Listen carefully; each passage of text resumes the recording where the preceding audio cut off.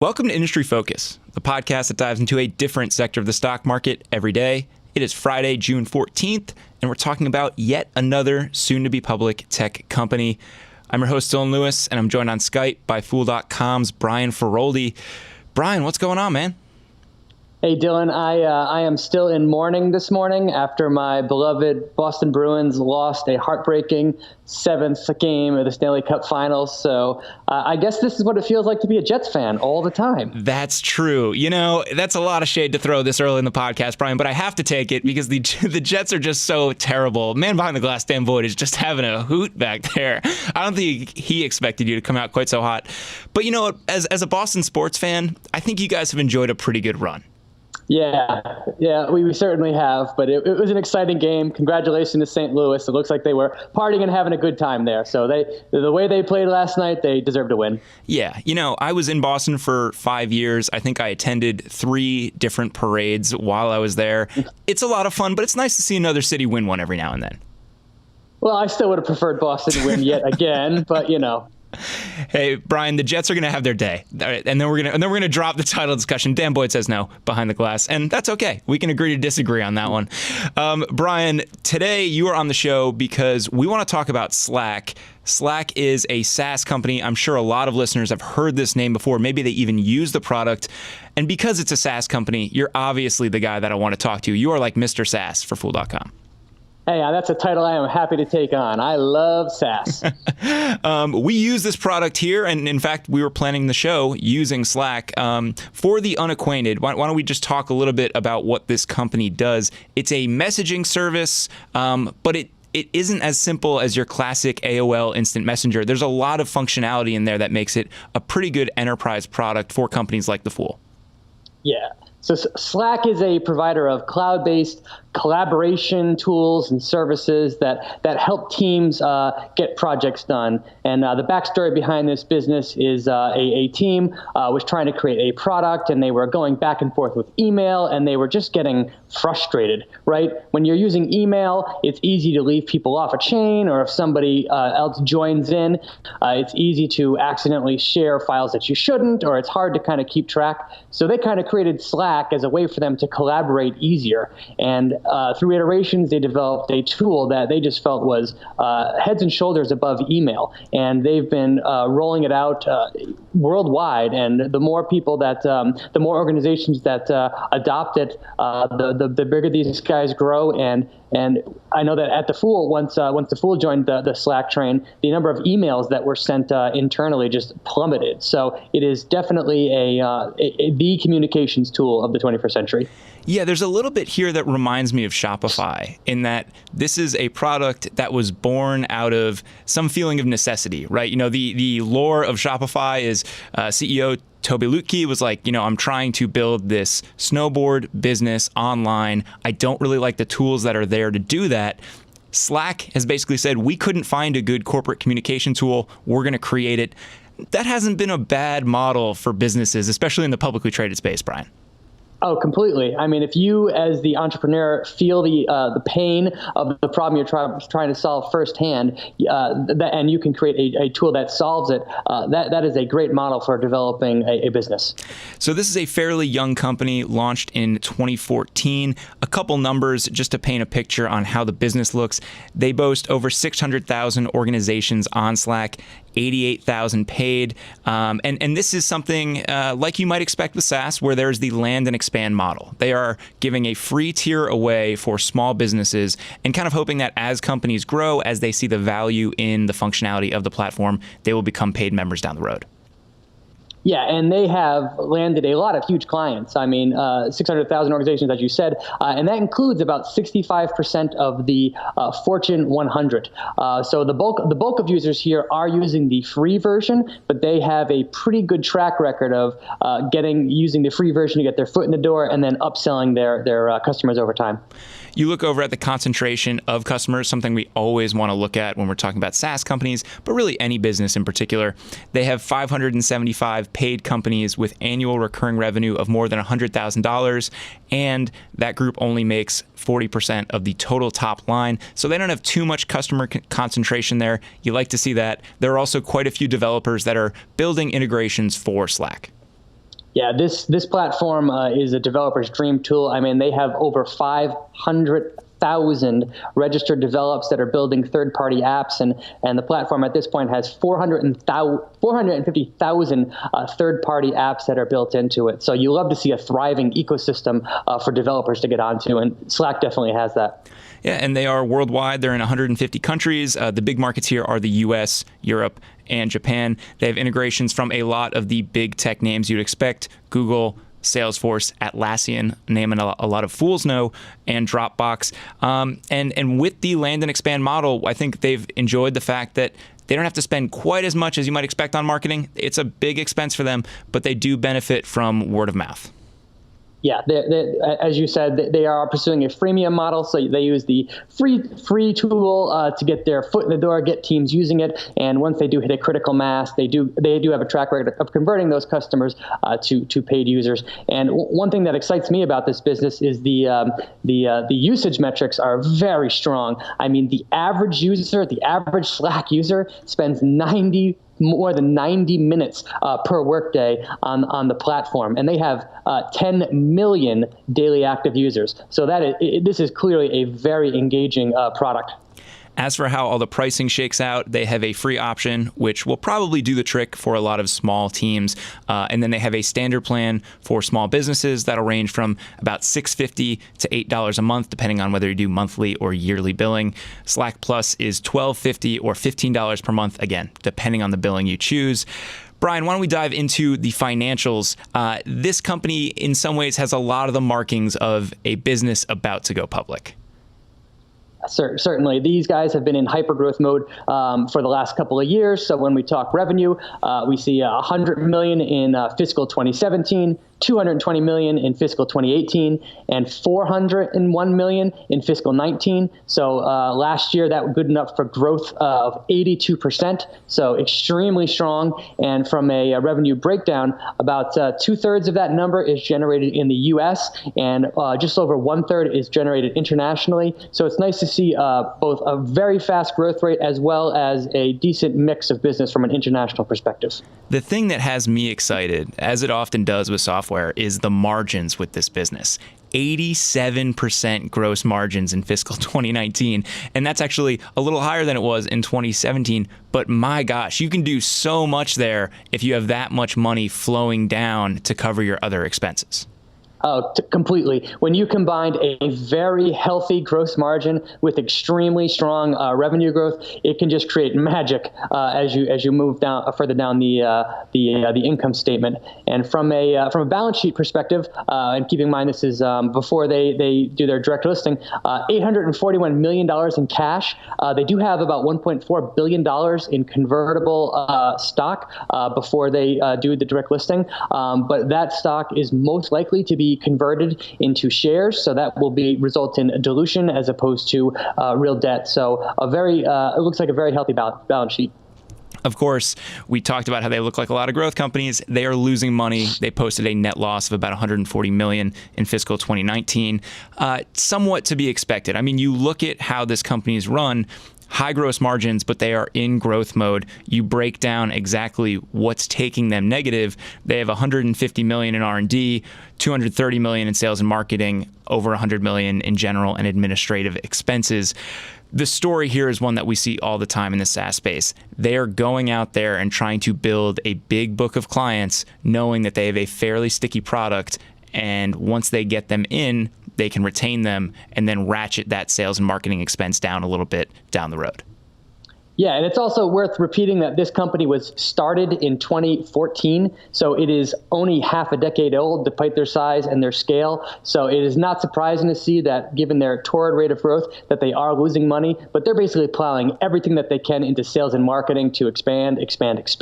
And given their rapid growth and their high margins, that's a trade-off that investors, I think, should be very happy with. The big question with a software provider, Brian, is do they have a moat? When you look at everything for Slack, what do you see? So I do think that Slack has a moat here in a couple of ways. So to me, when you use a messaging service like this, the most important moat that they have would be a network effect. So as you can imagine, it's very hard to get a whole team of people switched over to a different communications platform, to get them to displace a messaging system. However, once a majority of users in your organization are on Slack, that definitely creates a network effect where if you want to communicate with people, you have to use Slack. So that actually creates both a network effect and it creates some switching costs. And I think the most telling number to highlight that switching cost is their dollar-based net expansion rate. And this is a very critical metric for every SaaS company, and it's a measure of customer spending from 1 year to the next. And Slack's number came in at 143% last year. So that is very telling that this company has a very deep moat. Yeah, that number has slid down a little bit over the last couple of years, 170% in 2017, 150% in 2018. Those are unsustainable net revenue retention rate numbers. A good SaaS company might be in the high 1-teens or 120s. So over time, I think this number is going to come down. Don't be spooked too much if it does, but I think it does speak to how strong their offering is. And one of the things that really solidifies the fact that the switching costs are high for me is, Brian, did you know that Slack is actually an acronym? I did not, actually. So Slack stands for Searchable Log of All Communication and Knowledge. And that's what the company name is. And the reason for that, if you start using it, is, wow, like everything is here. You know, there are files here, there are announcements. We use it all the time at The Fool to do company-wide announcements. And if you have a question about a policy and you need to kind of find it, it's there in Slack. Once you have all that information in there, people that are added to the platform can come in and access it if they're part of those channels. That's a really hard thing to rip out of a business once it's embedded. Yeah, totally. I mean, again, Slack was created because the team was having trouble with their own internal communication. So one thing that happens with Slack all the time is you can build channels and include team members based on projects. So you can add and subtract people as they move in and out of the organization. And those that are new can basically look back at the history that has been communicated and quickly get up to speed and have access to all the files and information. That's a very different experience than if it was all done the traditional way, which would be by email. So that's really the big selling prop to get Slack's foot in the door. All right, Brian, as is the case with a lot of growth companies, this is a TAM story. And so Slack is throwing some pretty big numbers out there as to what enterprise communications might look like. Yeah, this company believes that its total addressable market as it exists today is worth about $28 billion. And there's also reason to believe that that number could grow. I mean, this company calls out, say, remote work, distributed teams as really a facilitator of increased need for communication. I mean, this is very similar to the story that we were discussing a couple weeks ago when we were talking about Zoom. So $28 billion is a huge number when compared to the $400 million that it pulled in last year. So the TAM here is quite large. Of course, with that TAM, they are not the only company in this space going after that big sticker figure. There are smaller players that are in slightly different verticals of communication, like Zoom. There are also some pretty big names out there. I mean, you can't talk about corporate communication, enterprise software without talking about Microsoft, and I think Google as well. Yeah, those companies certainly have the resources and the know-how to build a Slack clone or really come after that market. But it's not like there haven't been other messaging services that have existed for business until Slack came along. So the fact that Slack has grown so quickly, has the brand name, and has created those network effects, I think is what is allowing them to should allow them to continue to thrive in the space that they have. But like any SaaS company, competition is worth for investors to keep their eyes on. And I do want to kind of put it out to listeners here. You know, we use Slack and I really see the value of it. I didn't quite get it early on. It's like it just seemed like instant messaging. But now the company seems so essential to what we do at The Fool that I kind of want a better sense of what the competition looks like. And so listeners, if you use any enterprise messaging software that is not Slack, maybe some integration with Microsoft Outlook or something like that, give us a heads up, because I don't have a good sense of what that market looks like, and I'd love to get a better one, especially on the user experience side, because Slack seems so good at what it does. I'm sure there are other names out there, and I'd love to know what your experiences are. Brian, let's talk customers for Slack for a minute. We talked about the land and expand model, people coming in free and then hopefully getting them to upgrade down the road. Slack spent a pretty decent amount of money acquiring people. Does that feel sustainable to you? I mean, this company is 5 years old, so we should absolutely expect them to spend heavily on sales and marketing, and their sales and marketing numbers have been growing very quickly. $233 million in the last fiscal year, which is a very sizable number. But once they get their foot in the door, the network effects and the switching costs become so high that is completely what investors should want to see. So it is very expensive oftentimes to get companies to adopt any SaaS product, but once they're there, they can be a golden goose that just lays eggs for years. So that's a number that I think investors should be okay with at this point, and they should expect it to grow. I saw an estimate from a third-party vendor that said that they ballparked about 80% of Slack's customers would still be paying users 5 years out, which I think at that number, you start to feel pretty good about some of those acquisition costs. If that number was lower, you'd have to worry a little bit about how much they're laying out versus what they're actually bringing in the lifetime value. But it seems like they're striking a pretty good balance there. Brian, I know one of your favorite things to look at when we're talking companies is management and the company culture. You always dig into Glassdoor. What did you find there? Yeah, CEO. This company has two co-founders. One of them is Stuart Butterfield, who is currently the CEO. Very glowing reviews for him on Glassdoor. I see a 97% approval rating. The company itself gets 4.7 stars out of 5. So clearly, this is a culture that has a beloved leader. And Butterfield owns about slightly more than 8% of total shares outstanding before the direct listing. The other co-founder is a guy named Cal Henderson. He is the CTO at the organization. He owns about 3% of the business. And when combined, insiders in general own 46% of total shares outstanding. So given the high approval ratings, the high inside ownership, I think this is a thriving company culture with a great management team. Are there any big red flags that you see with this business? I mean, we are so glowing so far in our review of this company. I think it's good for us to take a step back and kind of figure out, what could go wrong here. Sure. I always like to check about a number of things. Is it a penny stock? In this case, no. It is a multi-billion-dollar organization. Is there any excessive customer concentration? No. 88,000 paying customers. So that's not an issue at all. The industry itself, I think, does not face any long-term headwinds. I think that there are clear tailwinds behind this business, given the increased remote work and working with teams from various parts of the world. This business, from what I can tell, does not rely on any outside forces for its success. And another factor we haven't touched upon is stock-based compensation. In fiscal 2019, stock-based compensation was $23 million. That is before the company direct lists, and it's very common for that number to rise substantially after companies come public. But that is a number that is very low in the grand scheme of things. So overall, if I was to come up with any sort of knock against this business, I would just say that they are not yet profitable. They are not yet producing free cash flow. But in total, I think there's a lot to like here. As an investor, I think the biggest risk may be the valuation. It is going to be tough for them to live up to the numbers that I am seeing right now. We talked about how they've got just over $400 in trailing 12-month revenue. The number I have seen for their direct listing is $17 billion as a valuation, which would put them at roughly 37 times trailing sales. There's a lot of different philosophies about IPOs, Brian. At a valuation like that, there are bound to be some hiccups here and there, and it may make sense to hang out on the sidelines a little bit.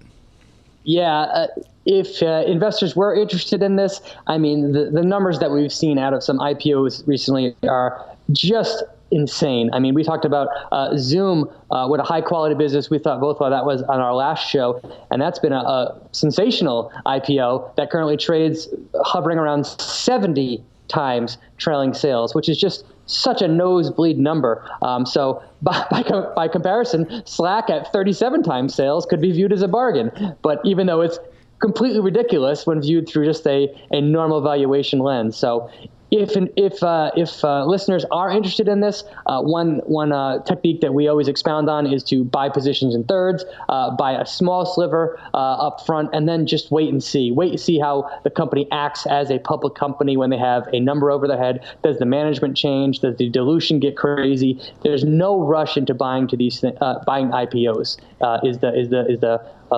Is the advice that I would give listeners. Yeah, this is a great looking business. The problem here is that everybody knows it. And it is no secret. It's a well-known company and it's getting a ton of press, with all of the normal outlets that are covering the market. So you are going to be paying a hefty premium for this business. If it isn't prohibitively expensive for you to do so and you really like the company, just buy a couple shares. And then you can track it over time, build that position as you get a better sense of what management wants to do, how the numbers look quarter after quarter. I'm going to be putting it immediately on my watch list, but probably not buying shares in the first month or so that it's publicly traded. Yeah, that's exactly the same thing that I'm going to do. I think this is a great business, and there's many reasons to be optimistic about the long-term potential here, but I am personally not going to be in a rush to pull the trigger on this stock right when it becomes public. All right, the company is planning to list its shares on June 20th, and it will be under the ticker symbol WORK, W-O-R-K. And we're choosing our words carefully throughout this show, Brian, because this is not an IPO. This is a direct listing, and the TLDR, the quick takeaway on that is Slack is not going to be raising money by taking the shares public. They are really just allowing for shares to be traded. There's a lot more nuance to it, but I think it's fair to leave it at that. Yeah, and that is something, and kudos to them for getting such a great ticker symbol, right? Work, gotta love that. Yeah, I had to double check that. I mean, I thought it was taken. Like I was like, you're telling me Workday doesn't have that one locked down? Come on. But right. yeah, I guess they managed to finagle it. Well done to them. Well done to them. And well done to you. Thanks for hopping on today's show, Brian. Dylan, I love talking about IPOs, especially of SaaS companies, so always happy to be here. All right, listeners, that does it for this episode of Industry Focus. If you have any questions or you want to reach out and say, hey, you can shoot us an email at industryfocus@fool.com, or you can tweet us at MFIndustryFocus.